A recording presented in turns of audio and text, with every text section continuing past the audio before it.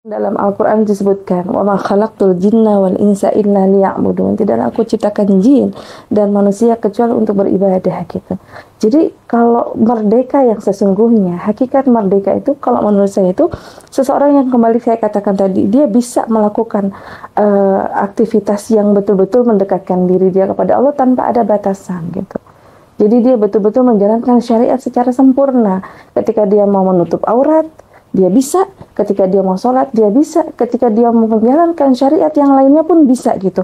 Tanpa ada tuduhan-tuduhan yang buruk. Kan kalau sekarang kita tahu ada orang yang ingin memperjuangkan syariat Islam itu dituduh sebagai radikal gitu ya. Atau dituduh sesuatu yang sangat cita-cita buruk, teroris gitu.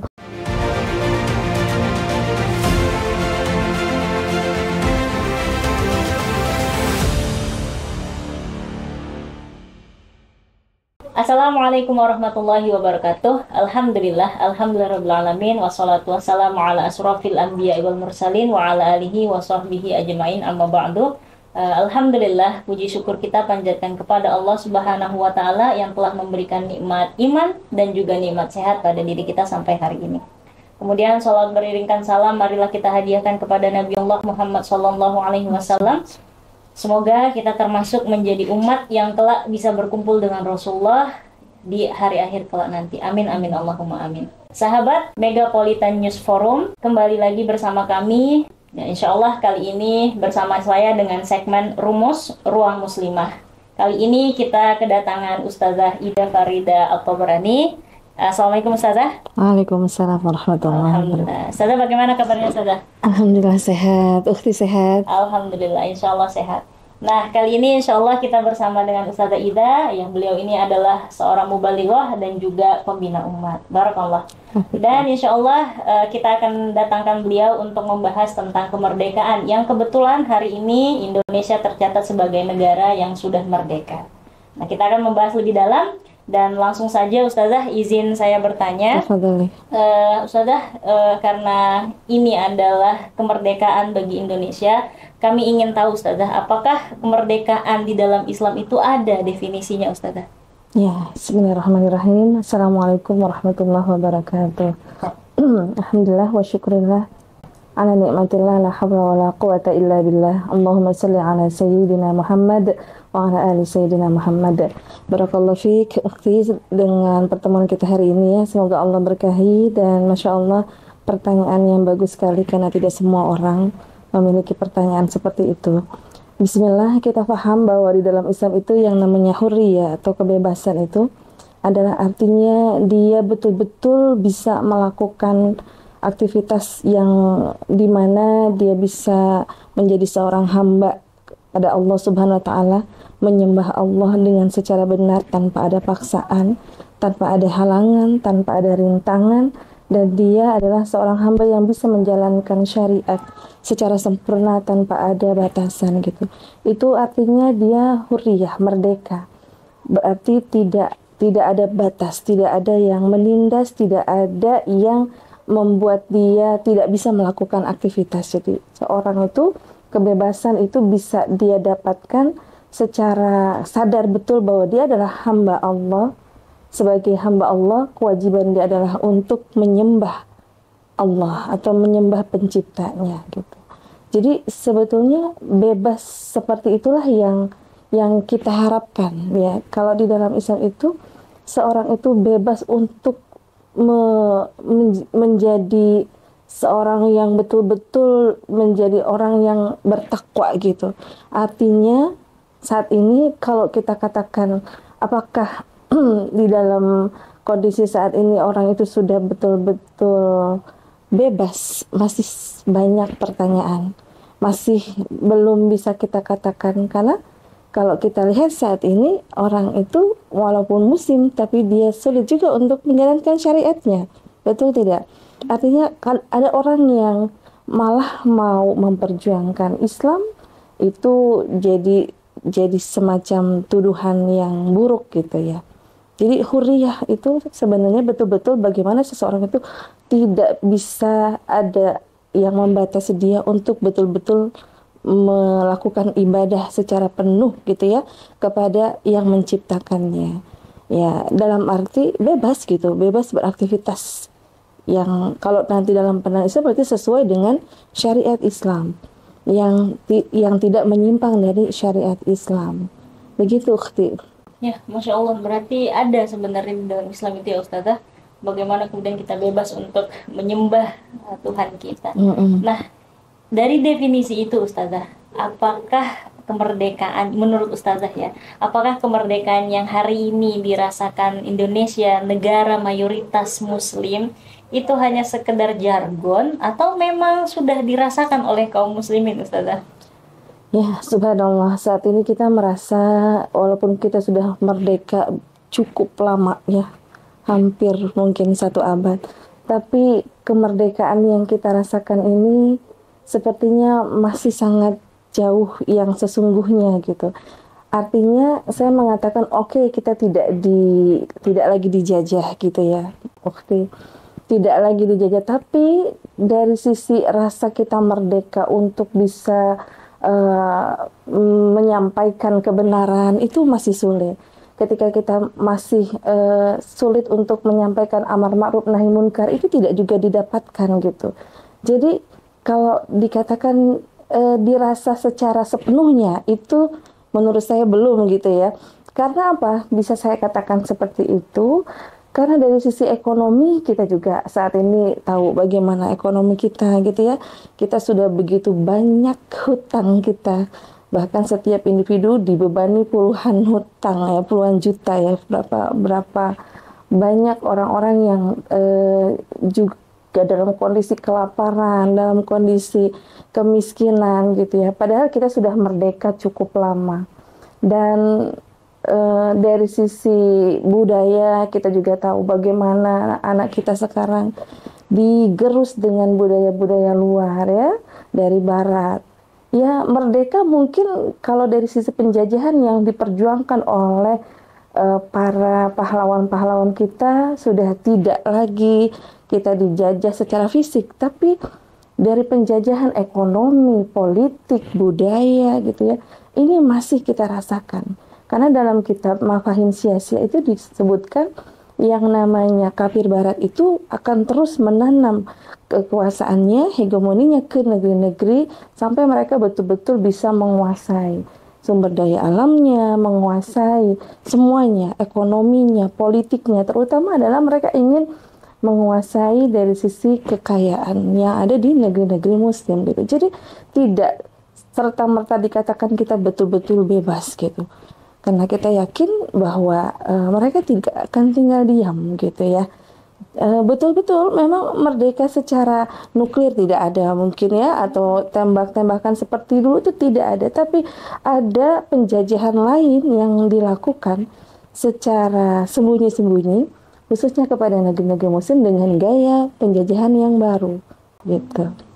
Jadi ya sebenarnya kita ini dalam kungkungan yang tidak merdeka. Betul, sebenarnya betul. Meski secara fisik kita bisa tertawa, tapi ternyata ada yang tersembunyi yang mengekang kita. Iya, iya. Masya Allah. Nah, sebenarnya berarti Ustazah, Islam kan punya definisi, kemudian realitas kita seperti ini. Agar umat tahu nih Ustazah, bagaimana sih standar atau ciri-ciri kemerdekaan itu Ustazah?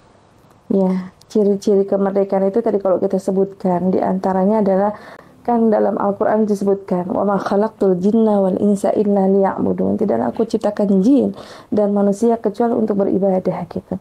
Jadi kalau merdeka yang sesungguhnya, hakikat merdeka itu kalau menurut saya itu seseorang yang kembali saya katakan tadi, dia bisa melakukan aktivitas yang betul-betul mendekatkan diri dia kepada Allah tanpa ada batasan gitu.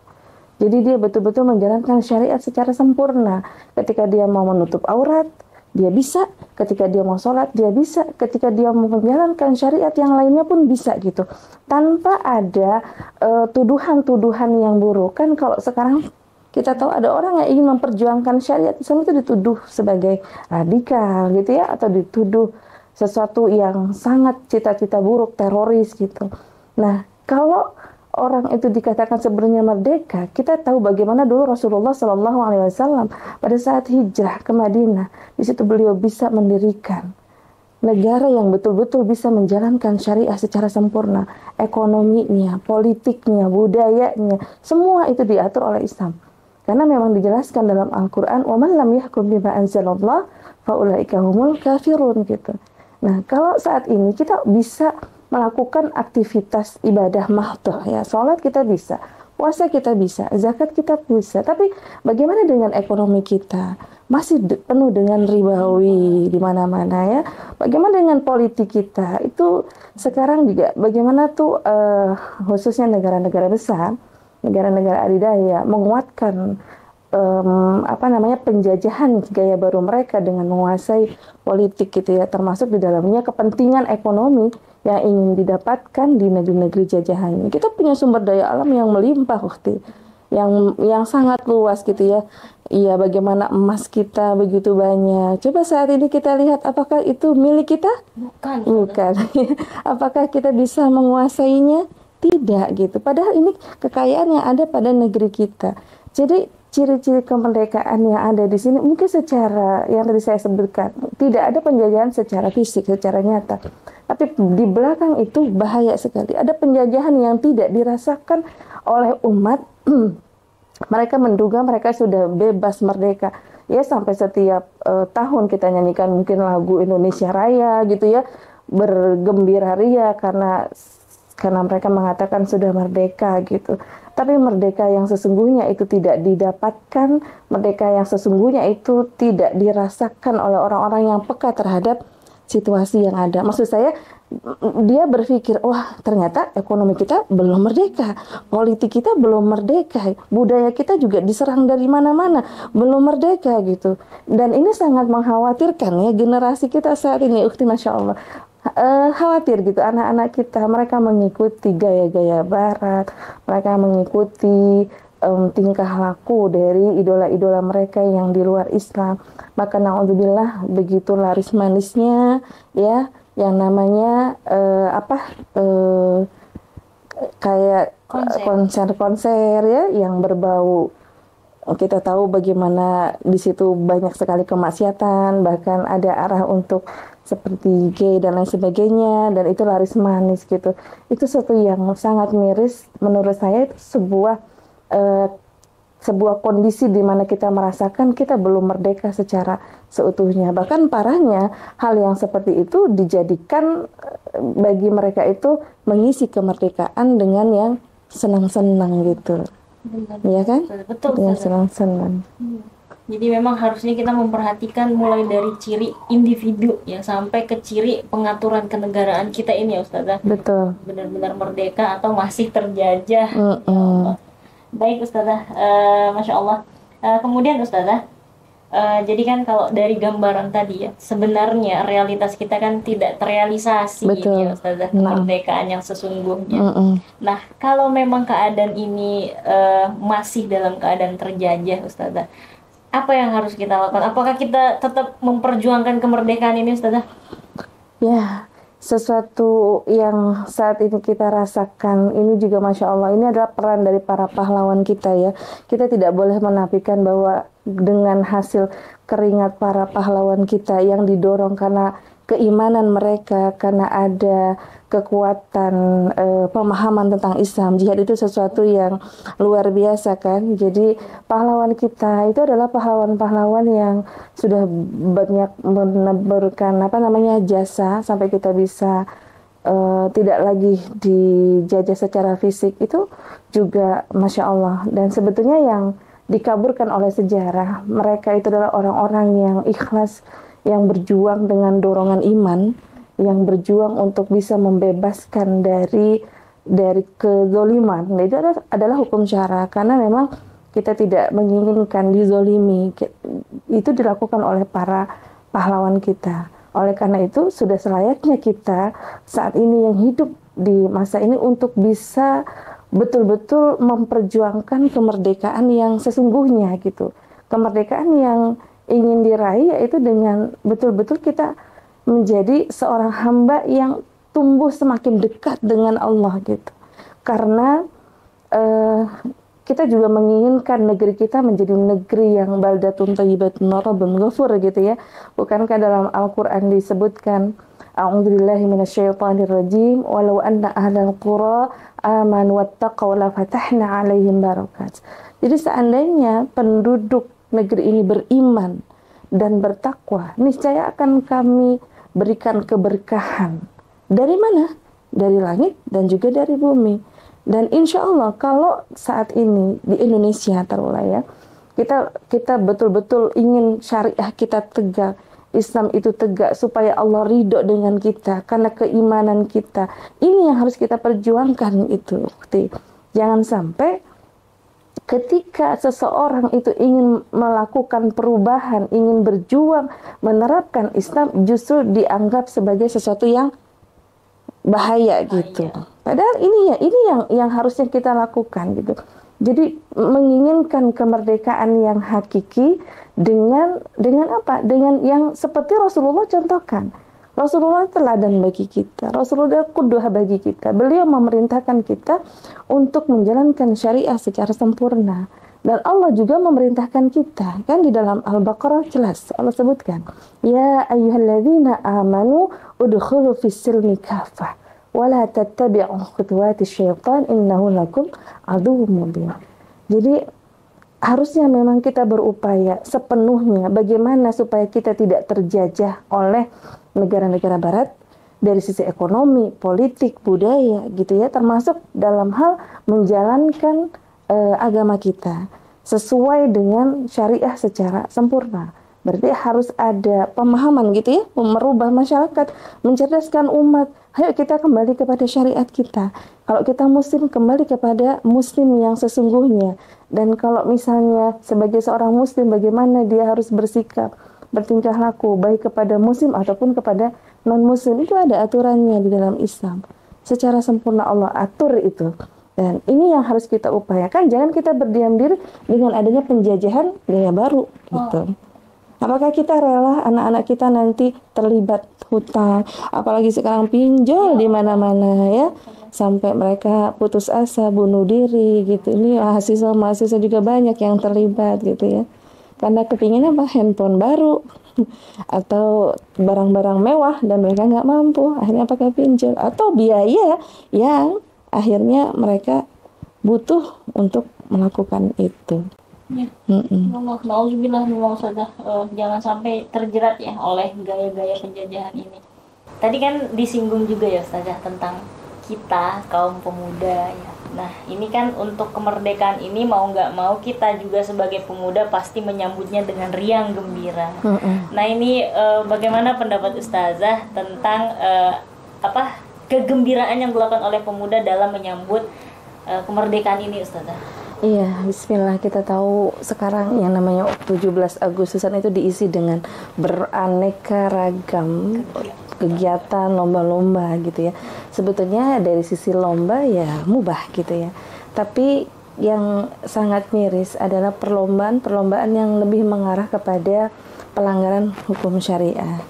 Maksud saya seperti apa? Ada lomba-lomba yang dilakukan pada saat mengisi kemerdekaan gitu ya, dengan satu hal yang sangat kayak miris gitu. Contoh misalnya ada lomba mereka lomba minum susu ya, dan susunya itu mohon maaf ya, misalnya langsung dari perempuan, laki-laki seperti ngedot gitu ya. Itu sesuatu yang menurut saya menjijikan, contoh yang tidak baik. Walaupun sumbernya bukan dari mohon maaf ya, misalnya dari payudara perempuan, tapi kayak arah-arah seperti itu. Atau lomba makan pisang yang di situ perempuan dan kelihatannya juga menjijikan gitu ya, yang seperti gaya-gaya orang yang melakukan sesuatu yang ya seperti itu ya. Jadi ada juga lomba, mohon maaf, yang menurut saya tidak adab gitu ya, kurang adab. Lomba makan kerupuk sambil jinjit-jinjit gitu ya, kemudian mangap-mangap, terus ditarik-tarik, tangan terikat. Itu sesuatu yang tidak mendidik sama sekali. Bukankah Rasulullah mengajarkan kalau kita makan duduk gitu ya, juga pakai tangan kanan gitu. Ada juga lomba-lomba yang sebenarnya kalau kita lihat itu seperti apa ya, kasihan harus diinjak-injak gitu ya, harus dengan merebutkan sesuatu yang ada itu harus diinjak-injak. Mungkin mereka berdalih itu harus bersusah payah, oke, tapi tidak seperti itu kan sebenarnya. Jadi kalau menurut saya mengisi kemerdekaan itu sebenarnya harus diisi dengan kita semakin menyadari bahwa kita seorang hamba, kita tidak akan hidup selamanya di dunia, betul? Kita akan dipanggil oleh Allah. Harusnya kita bersyukur ketika kita merdeka. Bersyukur itu adalah dengan tambah melakukan ibadah kepada Allah, bukan dengan hal-hal yang sia-sia. Bukankah nanti umur kita akan ditanya, waktu kita akan ditanya, apapun yang kita lakukan di dunia akan ditanya. Selayaknya kita sebagai seorang hamba pada saat kita mengisi kemerdekaan saat ini harus bermuhasabah, bersyukur pada Allah.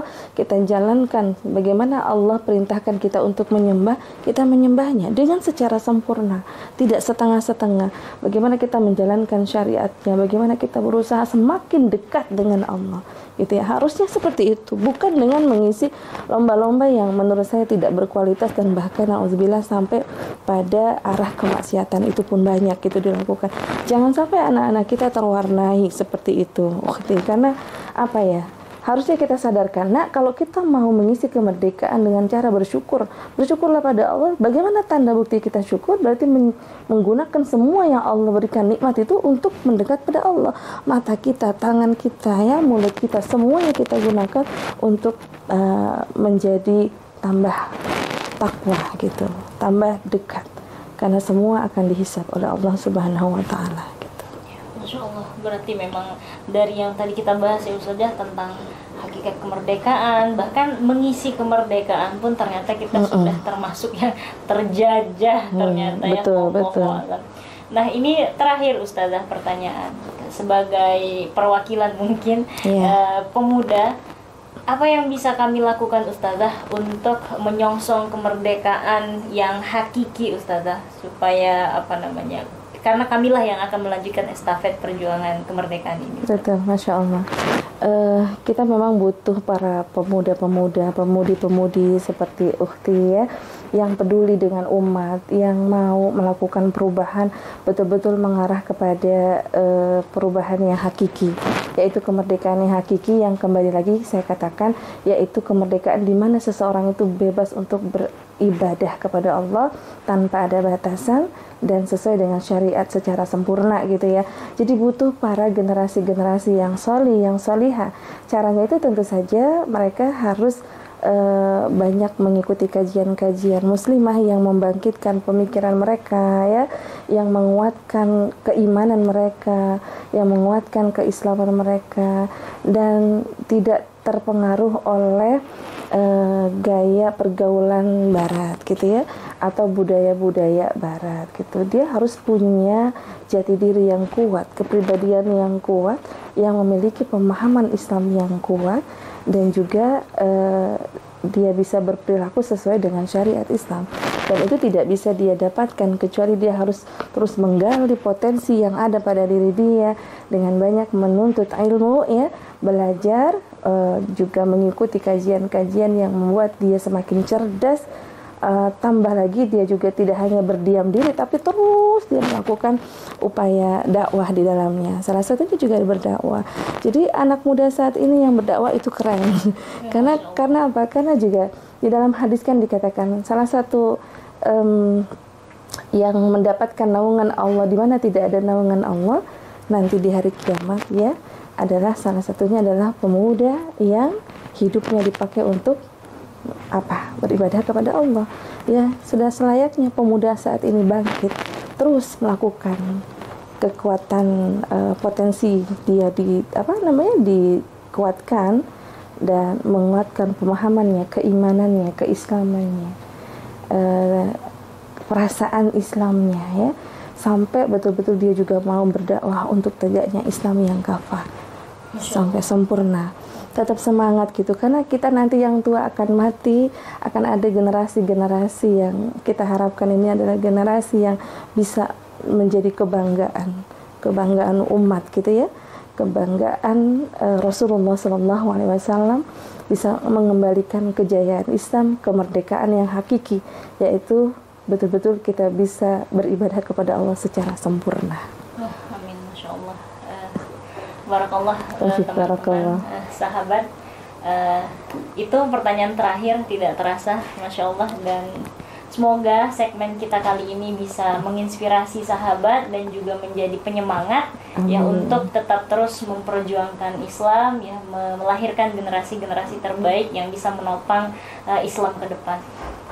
Itu saja Ustazah, jazakumullah khairan katsir. Mungkin kita tutup segmen kita kali ini dengan membaca hamdalah alhamdulillahirrahmanirrahim dan doa kafaratul majlis. Subhanakallahumma wa bihamdika asyhadu an la ilaha illa anta nastaghfiruka wa atubu ilaik. Mohon maaf dari kami bila ada kurang dan salah. Assalamualaikum warahmatullahi wabarakatuh.